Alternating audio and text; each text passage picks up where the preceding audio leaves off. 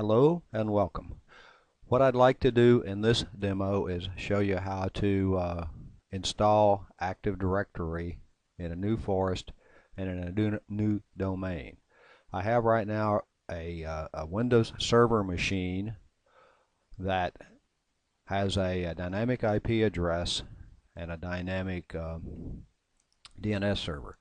One of the absolutely critical things to configure before you start installing Active Directory is to allow it or force it or configure it to use its own address as the DNS server. Active Directory absolutely depends upon DNS for it to function. One of the major issues with configuring Active Directory is getting DNS configured correctly. There is a separate how-to on how to configure DNS. So if you have questions about that, take a look there. So what I want to do right here, we can go in and configure it, the TCP IP properties of the NIC, and it's obtain IP address automatically and obtain the IP address of the DNS server automatically. I'm just going to change the DNS server right now because I want to show you what happens a little bit later on if we have a dynamic IP address configured on a server where we're trying to install DNS and Active Directory.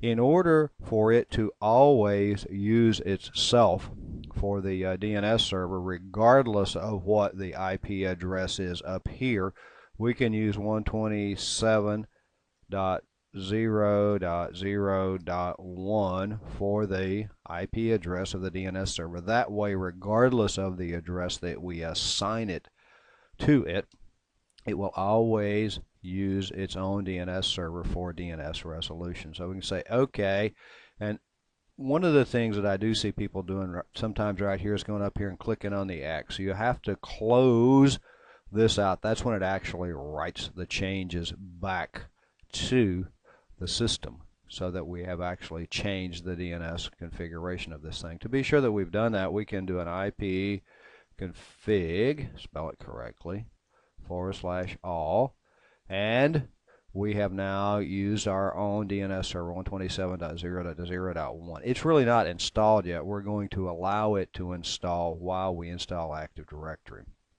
There's a couple of ways you can do that. You can install Active Directory. You can use the server configuration wizard, or we can just simply go to the run line and type DC promo. You use DC promo to add Active Directory as well as remove Active Directory. So Active Directory, the wizard, and this says domain controllers running Windows Server 2003, implement security settings that require clients and other servers to communicate with those domain controllers in a more secure way. The following older versions of Windows cannot meet the new requirements: Windows 95 and NT4 Service Pack 3 or earlier. What we're going to now do, we're going to next, is to create a domain controller for a new domain. Remember, a domain controller is simply a server that has Active Directory running on it. Active Directory as the database, as the authentication service, what we're really doing here. The other option is an additional domain controller for an existing domain. We have to install our first domain controller in order to create the domain before we can have an additional server. And it is recommended that you always have an additional server so that if one of them crashes, you still have your database, all your users, and all of the configurations that you've done with Active Directory. And since we have multi-master replication, then we shouldn't have any real issue of one having different information from the other. So that if one of them crashes, one of them goes away, for whatever reason, we still have the database. We can still authenticate users to the domain. So with a next, we're going to, in this case, create a domain in a new forest. The other option is a child domain in an existing domain tree, or a domain tree in an existing forest. And hopefully you get the idea that a forest is just simply kind of like a holding area. We can have, just like in a true forest out in the woods, we can have multiple trees within a forest. They can be contiguous or discontiguous trees. When we get into Active Directory itself, to do a little bit a little bit deeper study into Active Directory, we'll find out that what the forest does is creates some unique assets or objects, services that are available to everybody in the forest, and that there's only one of them within the forest. So we'll have a few of those later on. Forests have some resources that are available. Only a single one of them is available. For instance, naming domains. We could only have one service in the forest that would allow us to name domains. Otherwise, we could have lots of different domains with the same name, and that would cause some real issues with Windows. So the next thing we're going to do, if we click next, we're going to name a new domain tree, and let's just call it xdemo. I don't remember if I've used demo before. xdemo.local. Local is just like we have private IP addresses. Local is the one that's set aside as a private domain extension. We could have .com, .edu, .mil.org, on and on and on. The problem with that is if you stumble across one that is an actual real domain and you start doing DNS resolutions, you can cause a real mess, because DNS is going to look for the actual domain. So we go next here. What it's doing right now, it'll take a few seconds, is checking to see if there is another domain out there that has the same NetBIOS name.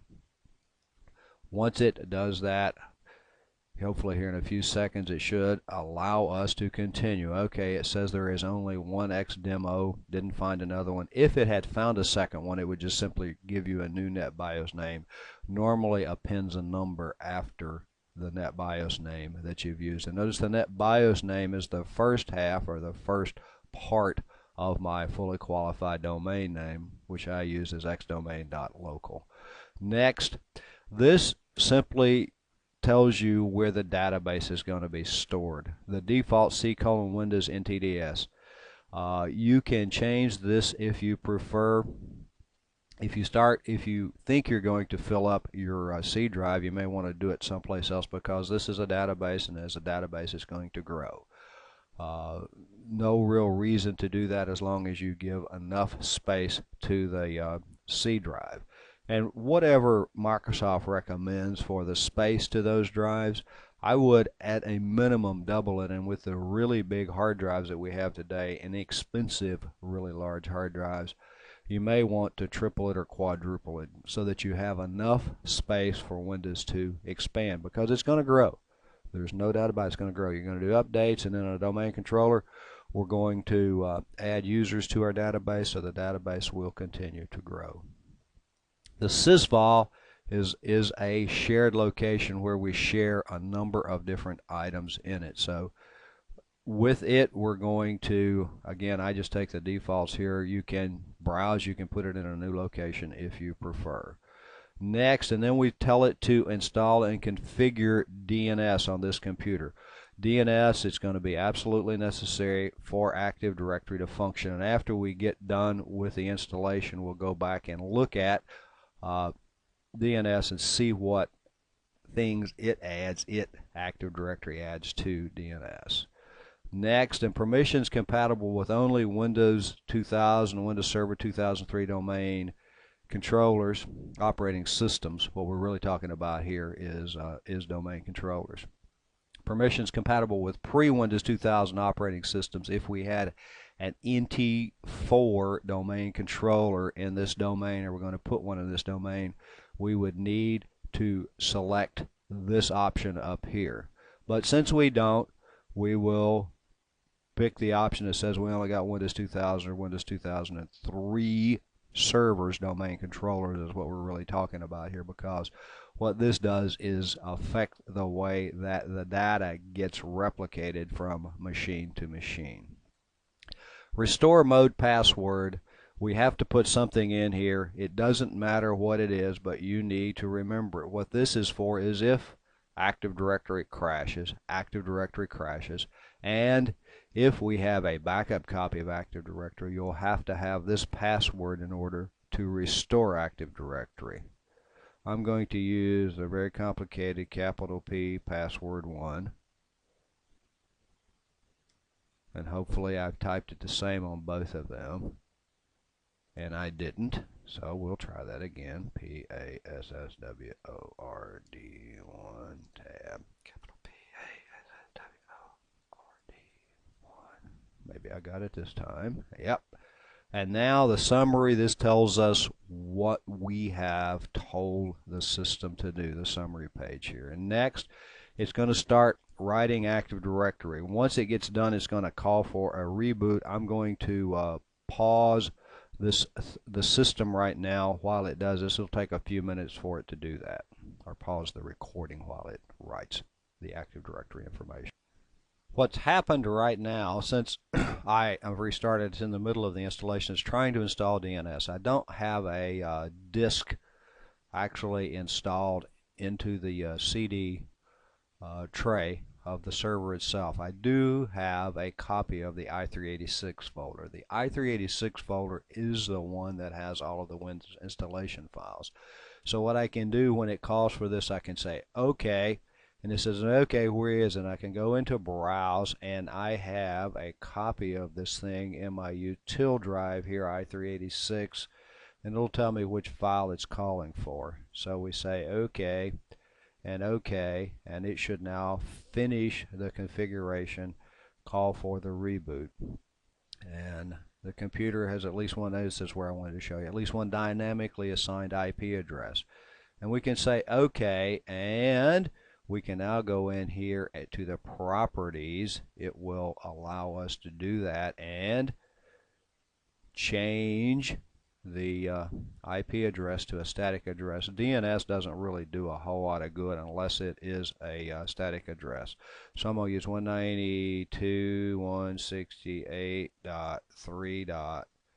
I'm going to use 150.255.255, 192.168.3.1 as the default gateway.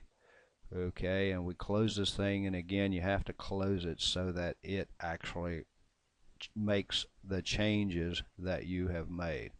Okay, and now it's going to do the DNS installation, and once it does the DNS installation, it will call for a reboot. I'm going to pause again and wait for it to finish the. Okay, it has finished the install. It's now ready for the reboot. This is the window that you get after the DNS is installed and it's ready to go.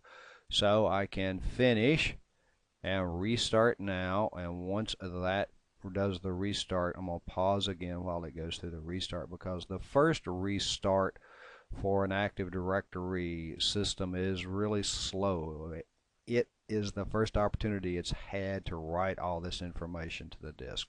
So it takes a few minutes for that to happen. I'm going to go to pause and wait until I get the login screen. Okay, the system's restarted, so let's get in here and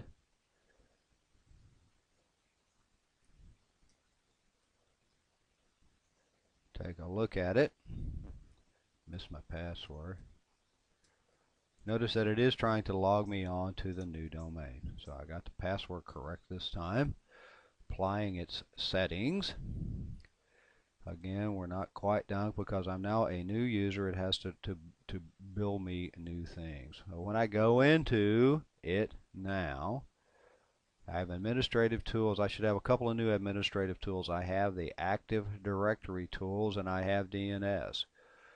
When I open DNS in the demo in the forward lookup zones, it's created the XDemo, and I have some service records in here. It's got A records for the machine itself, but if I go into TCP, for instance, got a global catalog, Kerberos, password, LDAP, a number of things.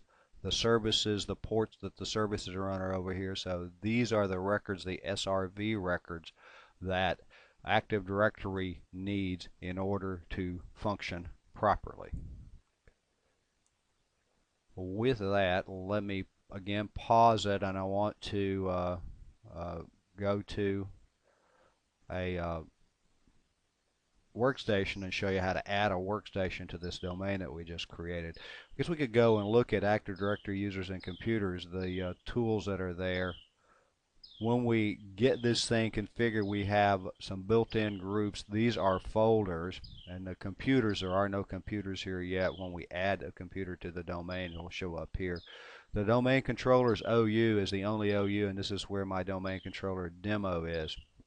The little book represents that it is actually an OU, and then the users, these are the users that it creates by default. Administrator, a number of groups here, the guest group, which is disabled. One of the things to look at is if we go to advanced features, turn that on, notice that you get more capability here. So when you're actually managing your domain, you may want to turn on the advanced features of the machine. Okay, I have now gone to an XP machine. In order to be able to join it to the domain, I'm going to have to go into its properties and designate the domain controller as my DNS server. 192.168.3.150, I believe, is the one that I used. Okay, and close this. When that happens, I should now be able to right-click on the computer, properties, computer name, change, and you can change the computer name here and change the domain workgroup relationship, and it was xdemo.local.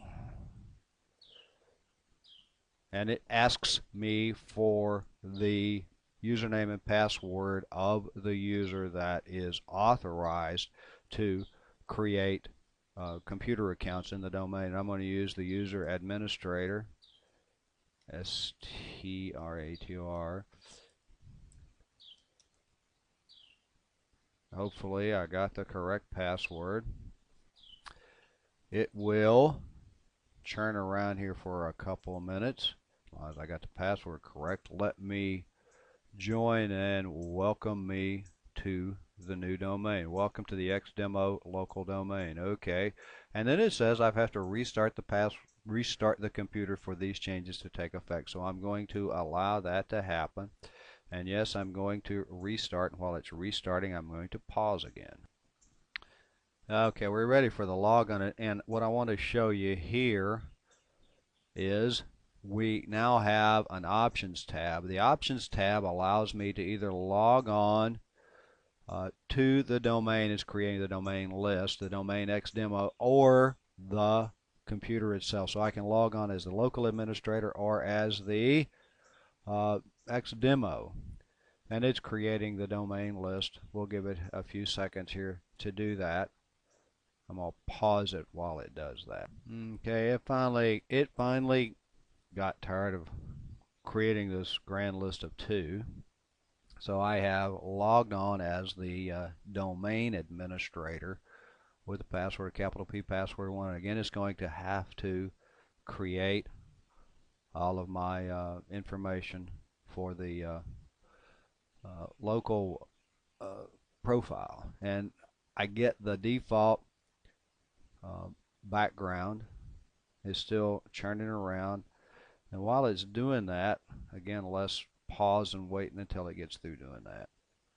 Okay, we should be back in business here. It's still churning around a little bit. So let's go in. The first thing I want to do on a virtual machine is go into the properties, desktop, and none. If you want to have the my documents, my computer, my networks, Internet Explorer display on the desktop, you can select them there, and now they show up here. A second thing that you want to do for a virtual machine is go into the advanced components settings and adjust it for best performance. This means that you don't get all the really neat fading that Windows does for you, but you don't really need that for the virtual machine.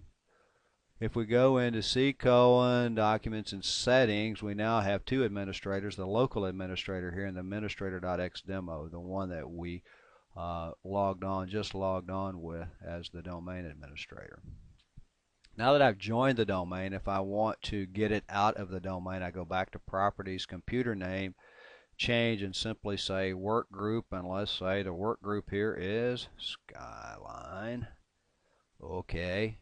It should then ask me for the username and password of the user. That's authorized with permissions to remove it from the domain. It's going to be the same guy, administrator, with our complex password. Again, it's going to turn around for a few minutes, and it'll ask for a reboot for a second time or third time, but it'll ask for a reboot. And I'm going to pause while it does that. Okay, well, it's already done. Welcome to the Skyline work group. We have to do the restart for this to happen, and OK for the restart. The last thing that I want to do is I'm back on the domain controller in Active Directory users and computers, and I've gone to the computers folder. The computer that we joined, rename me, is here, and now it has an X. When we took it out of Active Directory, it took the computer out, but it did not remove the computer object. The last step to get a machine fully out of the domain is to then go back into the Active Directory users and computers and to remove the account. We can delete the account. Are you sure you want to delete this object? Yep, it's gone. We now do not have that computer object in our Active Directory users and computers. With that, that is the process of how to install Active Directory in a new forest, new domain, how to join a workstation to the domain, and how to take a workstation out of the domain. Thank you for watching, and I hope this has been useful.